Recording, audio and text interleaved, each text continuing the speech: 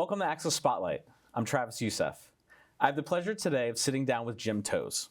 Jim is a Republican resident who's running to be the next U.S. representative of New York's 3rd Congressional District.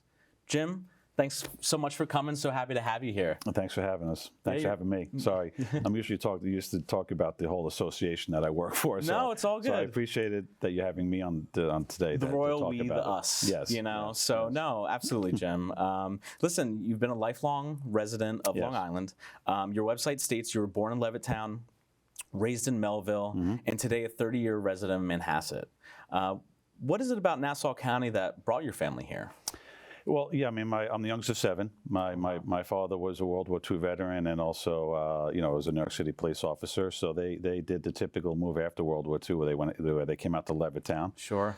As the youngest of 7, the house got to be a little bit too small, those Levitt homes, and they decided to move a little bit further out east, out to Melville, which is where I was raised most of my life. Great.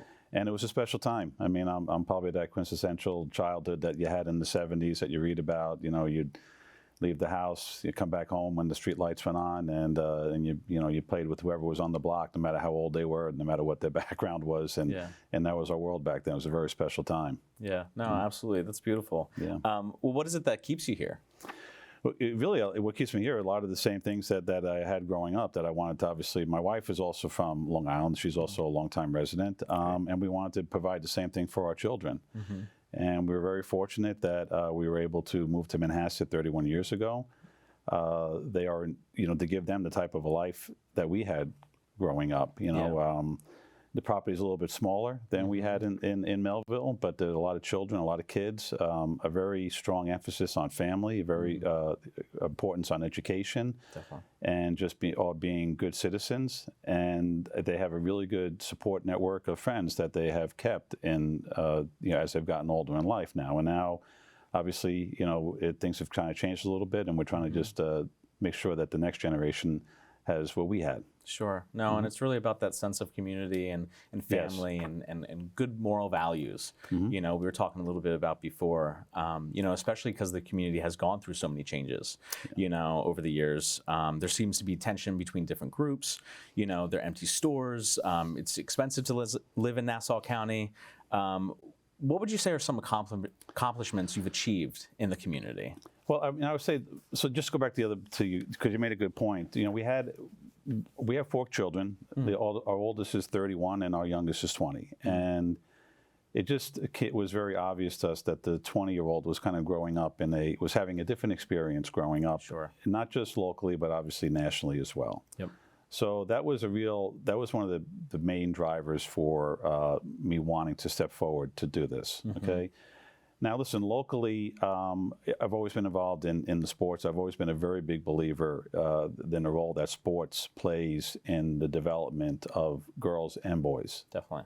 Right? And I've always been privileged. I served on the PAL lacrosse committee in Manhasset for the longest time. I might still be on it for the longest time. And it was such a tremendous way to kind of give back to the community and to also see to play a very positive role in the development of not just my own children, but my neighbors' children as well. So there's always that strong sense of community that you got from that. Now, I didn't coach them in every single sport. Sometimes you'd have to rely on other coaches that had the expertise on it. But it's a beautiful thing, and now I'm just looking to do it on a much larger scale right now. Sure. No, that's great, Jim. No, it's really wonderful. And kind of getting into a little bit about your experience as far as like what you've done from a professional level. You being president and CEO of the Security Traders Association, how do you think that'll help you in this campaign? It'll help in several ways. I mean, so just give you just a little bit of a brief background. So, I graduated Fordham in 1985, and I started a career on Wall Street in 1986. So I worked at one firm, Oppenheimer, for 7 years, and then I had the privilege of working for probably the greatest firm in financial services, Merrill Lynch. And I had a great exposure on an equity trading floor. And I don't know if you've ever, seen have you ever had a chance to walk onto a trading floor? But it's a very electrifying experience. There's a lot of energy in the room, and I had that experience for 18 years. And then eventually, what was being done by humans has been replaced by machines, and that's just the way, that's it. No bitterness in it. That's just the way things develop and Life evolve. progresses, yeah. Yeah. So after that, what I really wanted to do was, okay, what is the next stage in my life here? Like, what is it going to be? And part of it, I was attracted to this association for several reasons. And one is that it was in the middle of two worlds. On the one side, it's a trade association that represents our members are individuals who are employed in financial services. Okay. And then on the other side is the whole Washington, D.C. element, all right, where we go down to D.C. on a regular basis. So for the past 12 years, I have been going down to D.C. on a regular basis, interacting with congressional members and their staff and regulators down in D.C., advocating for policies that make sense, that are common sense, to help grow the financial services industry. So I think that's one skill set that I'm bringing to this, is that I think that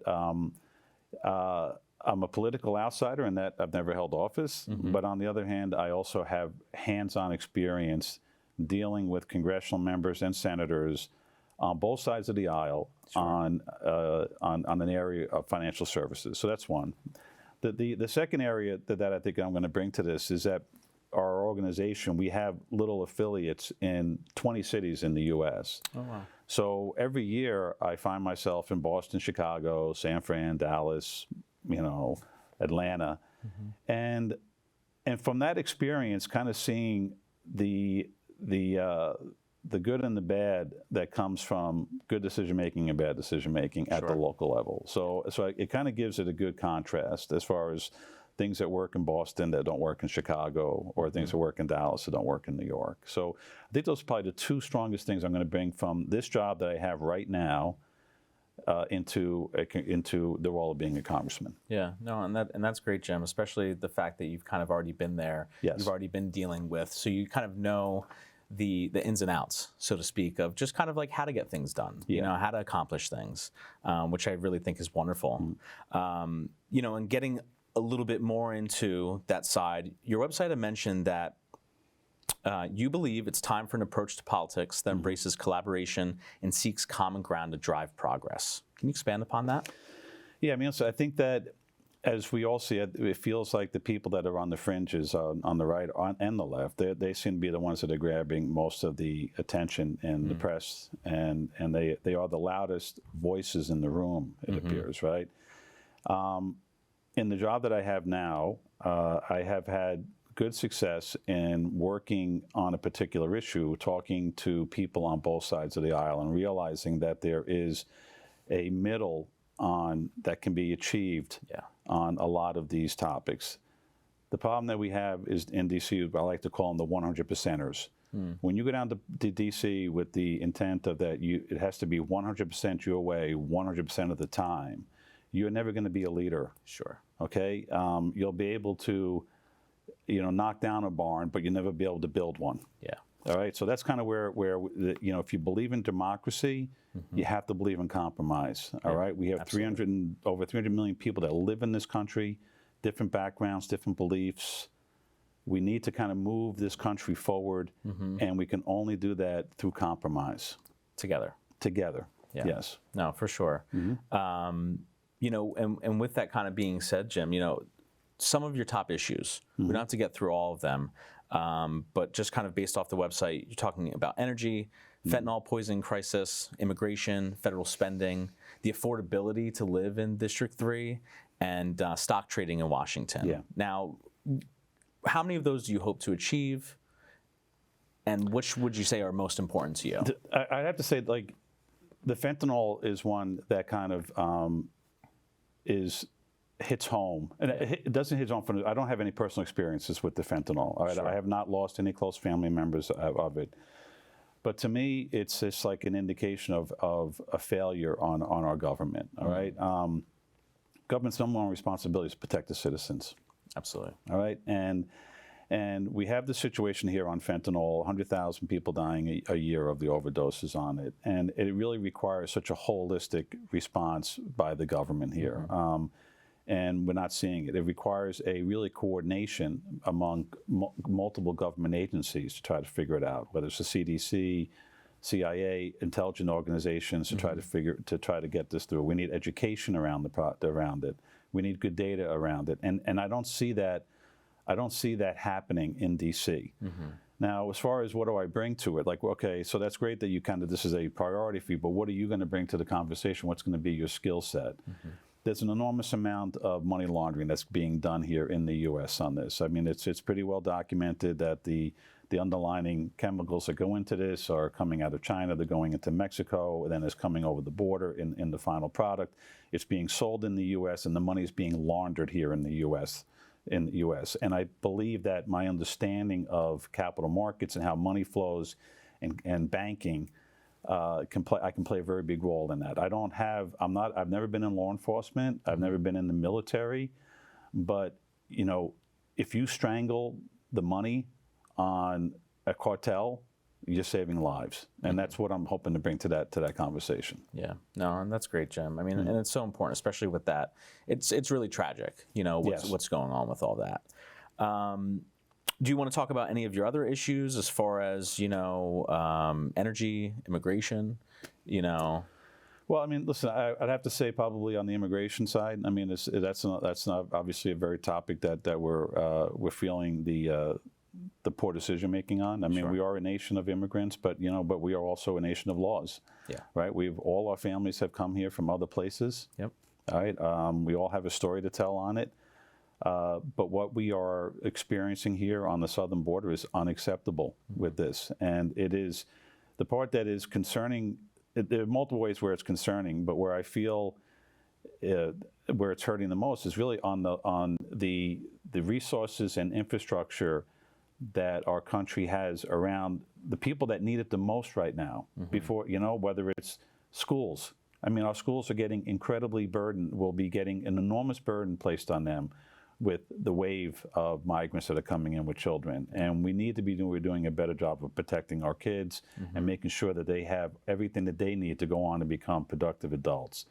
And the other part too is homelessness. Yeah. Like we need to be, our government has a responsibility to provide a certain amount of a safety net for those who need it most. And homelessness is an issue across our country here. Yeah. And there's not a lot of infrastructure and resources around us. So to have this wave come in, and then our country have to now take resources from here or use what's limited resources we have for homeless to address it. And then we're going to have over here where, the public school systems in a lot of these areas they're under stress as it is, and they're under-resourced. It's very upsetting. Yeah. It's very upsetting. So it's bigger than just a crime issue here. I know people like to talk about the crime all the time. Yeah. Crime all the time. And it's a bigger situation than that. A lot of the migrants that are coming over, they're not breaking the laws, but however, that doesn't mean that they're not putting an enormous stress on our system. Sure. Yeah, there's so many different layers to that, and a lot of times I feel like you can't just focus on the one thing. Like, yes, that may be part of it, but there's so much more that isn't necessarily maybe talked about, like you said, most of the time. Getting a little bit more into kind of like spending and investments and whatnot.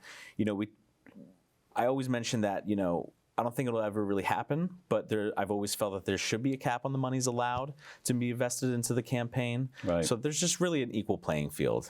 How do you feel about that, Jim? Yeah, I'm all for it. Saved me a lot of time and effort, right, of having to raise money on this thing. Listen, the field is what the field is right now. I know I'm familiar with the Supreme Court cases that have come down on this freedom of speech and the freedom of speech issue that's around it. Raising money, unfortunately, right now, it is an unfortunate part of what every candidate has to do. They spend an enormous amount of time doing it. But on the other hand, it is a way to measure how popular or how a candidate, not so much the candidate, but their messages on this. I would just caution people as you look at the amount of dollars that come in for the candidate, not every dollar is the same. All right. So I like to, as your audience, educate them just a little bit on this is like how many donors is a very big thing to look at.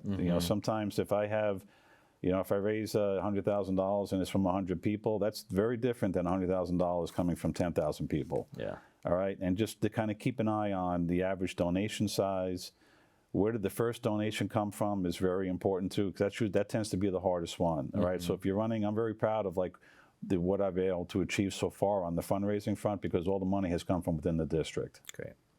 The vast majority of it. So that's this is from family and friends in the neighborhood on it. But I got some ground to make up though with some other people that have a couple months ahead of me. Yeah, sure. Yeah. Well, and I didn't ask you before, Jim. Are you the first one in your family to get into politics? Yes. Okay. Yeah, not really the first one up for public service. My mother, she was a soup kitchen for 25 years working in that, and then even my father, to a certain degree, if you're in law enforcement, that is a public service. For sure. Yes, it is a job. He did get paid for it. Yeah. But he was a public servant in my eyes. Yeah, protecting and serving, and it's a 24-hour, 7-day-a-week job too. Sure. The stories that I'm 1 of 7, like I talked about. We all have our top 2 or 3 stories of Dad when he was off duty, when something happened, and yeah, so that is a civil servant job. That is not a 9-to-5 job. That is something happens somewhere, and somebody you're looking around saying somebody should do something. It was always my father. Yeah. Well, and I think that's really great that I feel like a lot of the values that your parents instilled in you, you've instilled to your children. And I think that's what it's about, right? Like really making sure that, my parents always said it, making sure that you do better than what we did. And I think that's what, it's about. It's a very, listen, to your point, like, you always want your kids to do better than you. Yeah. Right? And you feel this sense of responsibility of pushing your kids further up, or I don't know if it's so much further up the ladder per se, but you want them to be happier than you, right? And it is amazing, like the sacrifices that we all make for our kids. To a certain degree, like when we were looking to, my wife and I were, starting to having a family. What was very important to us was the neighborhood where the kids, what type of life would our kids have here. Yep. We were thinking about them first, and we're not the only ones. All parents feel that way. Sure. But that wasn't. We could have moved further out, got a nice place in Cold Spring Harbor with a lot more property and a bigger home, bigger footprint and stuff. But we just wanted to be someplace where we just felt that our kids could grow up, have friends, and have a good experience. And that's really. That's what was given to us. That's what we gave to our kids. Hopefully they give it to theirs. And it seems like that's really what you're driving, for kind of your campaign. You're a family guy, which, again, those values are really important because the environment shapes who you are. It does, and it motivates you too. I think that's, long time, 30-year resident of Manhasset, a lot of friends, a lot of relationships there. Sure. And you can get a lot of motivation and energy because this is a tough road. Being a congressional member some people think it's glamorous. It is not a glamorous job. Well, I was going to say it's almost a thankless job. It's not. And you're faced with a lot of what I've seen, obviously from the outside. You do get faced with a lot of temptation. You do get faced with very difficult decisions, and when you have neighbors that you've known for 30 years, now you're going to have to go back home after making those decisions. So I think that those relationships, that's a positive, but being such a long-time resident is that I'm bringing that with me. Yeah. All right, I'm going to bring that with me, and I know that when I make this decision, I'm going to have to go back, and I'm going to have to justify it to a group of friends that I've known for 30 years. I also know that those relationships are going to put a fire in me to stay there and make sure I do the right job and that I'm representing them in these decisions. Yeah. So what is it that made you want to run for Congress? The thing that made me want it, going back to like the original, we just, from the world that my 30-year-old grew up in versus the 20-year-old, and we just didn't like some of the things that we were seeing, this division that we're seeing in the country. We've always had, Republican and Democrat spats. In our house that I grew up in, we had one parent that was center right and one that was center left, and we had our faith in the middle that kind of kept the political opinions from getting pushed too far out, right? There were arguments at our table, on particular issues, but but there was never silence. I mean, we've gotten crazy with the politics. Yeah. All right. I don't want to be the conversation of anyone's dinner table over Thanksgiving. All right. I want to go down. I want to do a job. I want to do the job. I want to do the best I can, represent it, and I just think that what we're need right now is somebody that is not a political insider, that doesn't have a lot of history with some of these relationships. Because when you stay down long enough, you're going to make enemies, and it's going to get contentious on it. Sure. But on the other side of the same coin is having some type of political experience, though. And I think that's what kind of makes me unique as opposed to anyone that's come in. I'm a political outsider. But I've had 12 years of walking the halls of Congress, Sure. and understanding how it works. Yeah, very familiar to you. Yeah. And it's so much about this versus that, rather than you had said something before. If I don't know if you want to repeat it about the on-off switch. Yeah. It is frustrating. Again, this is just the world, but it's the world that we live in. It isn't just politics. It seems like it's everywhere. We're given these bilateral choices, A or B. That's it. And every year we go or every 4 years we vote for a president, and we try to find the president that is closest to our beliefs and our values. And the unfortunate part is that if you vote for one, you're going to come out and you're going to get labeled for all the bad stuff that's tagged to that to that president, or that candidate, even though you don't believe that part of them. But we're only given two choices, and that gets to be very frustrating. Yeah. Yeah. So try to make a little bit more. Yeah, it's on and on off. Nuance gets lost very quickly in politics. You have to give yes/no answers, short answers, and the truth, or the best place, tends to be that dimmer switch, tends to be a little bit more dialing it to the left, dialing it to the right, until we kind of get it right, as opposed to just on, off. Finding that balance. Between the things. So, what would you say drives you, Jim? I think my kids drive me right now. I feel that my parents gave us a good life, and it's tough. I mean, I got 4 kids, and I don't think anyone's going to be able to afford to live on Long Island. Yeah. And that kind of breaks my heart. Yeah. Which is such a shame. Yeah. Because especially for someone like you, like you said, you are the quintessential Long Islander, growing up in the 70s again. I love it here. Yeah, I love it, man. I love the water. I love, growing up, and, listen, I get it. It's never going to be what it was back in the 70s. Sure. I understand that. But on the other hand, and I also don't want to leave. And I know I make a joke of my thing, like I don't want to move to Florida, but I don't want to move to Florida, you know?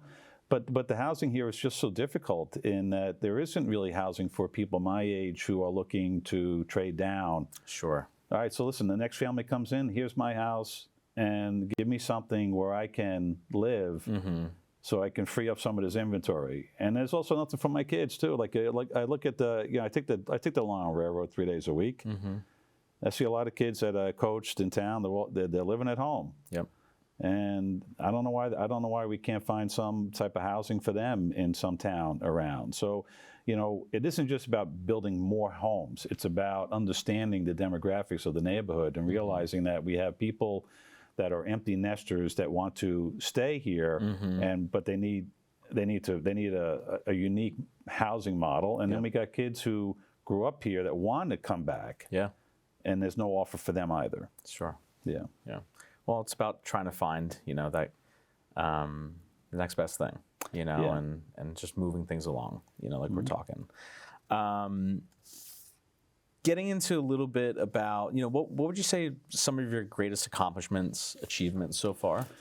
Yeah, I mean, that's a good question. I'd have to say that working in finance in Wall Street for as long as I did really did require a tremendous amount of resiliency and having an honest self-critique of what you're good at and what you're not good at, and also adjusting, overcoming adversity, overcoming changes within the industry. So that's something that I think is a skill set that I think, and the willingness to kind of be like bamboo, bend but don't break type Totally. thing. So I think that I can, that's one skill set I think that would be looking to bring to this. No, great, Jim. Yeah, you can't be an oak tree. You have to be able to bend a little bit. I've heard the palm tree reference, but I like the bamboo. Yeah, but on the other hand too, though, like sometimes these terms like moderate and bipartisan get thrown out, and then when I hear that, I do get it's not a real, like, it's almost like a weakness. Like it's bipartisan, it's like weak and moderate. That's why I'm trying to throw hardcore in front of both of those, because I do believe that I do see myself as a hardcore moderate. And what that means is that I'm here, I'm a lighthouse, and if you have some extreme opinion, you have to come to me. I'm not moving out. Yeah. Okay. So I look at myself as a hardcore moderate. I wish that there were more hardcore moderates in D.C. We need more of them down there to kind of get these extreme opinions to kind of get them more towards the middle. Yeah. Where the majority of our country lives. Well, and I feel like, we'd mentioned this, we were talking before this about, having a common mission, vision, goal. And again, there's this versus that, but it's really about finding that common ground and being like, okay, we have these issues, how do we move forward together, like you said, rather than being in silence, actually talking about things. Yeah, and listening. You have to understand. Listen, that's also too. I mean, in the job that I had on the trading floor, there was always negotiations that were going on. All right, I never got a trade done at the exact size and the exact price that I always wanted. There was always a negotiation going on, and even in this job where we're dealing with, you go visit a Republican and you're kind of understanding where they stand on the issue, and then you sit down with the Democrat and you understand where they stand on it, and you're trying to find. Listen, it's not always dead smack in the middle, right? But you're finding out what's most important to them, and how can we incorporate this element of investor protection with this person's view of free markets. Yeah. And so that's always like the line that I feel like I'm always walking there. Yeah. It's there. It's there. People want it. Most politicians, they'll take half a victory over none. Sure. Yeah. I know I will. Yeah. No, absolutely. All right. So kind of just getting to the last question here, Jim, why do you think it's important to go out and vote? Listen, it's so important. I mean, that's the only way we're going to be able to change things, make things better. It's a responsibility. You have a responsibility to yourself to do it. You have a responsibility to all the people that who serve in our military. I mean, geez, man, the people standing on a wall right now protecting our right to our freedom. So, the Constitution is the greatest political document ever written. At least we can do is go out and vote. Yeah. On our candidates, and I really don't have a lot of patience for people who complain and then they don't vote.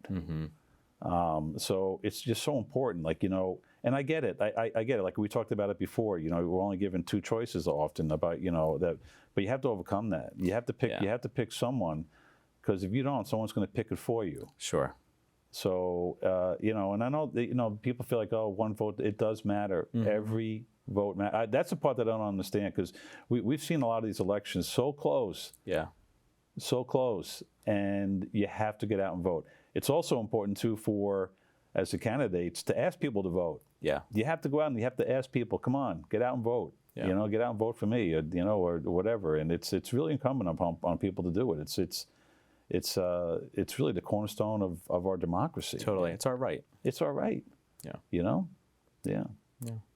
No, I mean, I think you're absolutely right, Jim, and especially as things continue to progress, especially I think for the younger generation. Yeah. Speaking from that, it's important for us to continue moving things in a better direction, and like you said, finding that common ground and not really just being, okay, well, yes, there's this issue here and this issue here, but it's like, again, how do we find that compromise, and how are we able to really make sure that, we're taking a step in the right direction, not 2 steps forward and 3 steps back. You want to build something or want to knock it down? It's easy to knock things down. Yeah. Okay. You want to build something, you have to get other people involved. You have to build consensus. You have to find middle ground. You have to compromise. You got to move it forward. Yeah. All right. If we're just going to spend all our time, me wanting 100% of what I want, you wanting 100% of what you want, we're never going to get anywhere. Yep. You kind of have to put your ego aside at a certain point and really think about others. Excellent point. You know, and then, you know, everything will kind of come back to you. Yeah. So, any last words, Jim? No, I just want to thank you for doing this. I mean, I can't tell you these local, you know, the association I work for, it's a real grassroots organization. It's just, you know, people around, volunteers around the country that serve their communities, and your service here provides a very unique service, a very valuable service to the people in the 3rd District. And I thank you for giving me the opportunity to come on and talk to your listeners. Well, you're very welcome, Jim. And, you know, thank you for coming on. And, thank you for watching. This has been Access Spotlight, and I'm Travis Youssef. Thank you.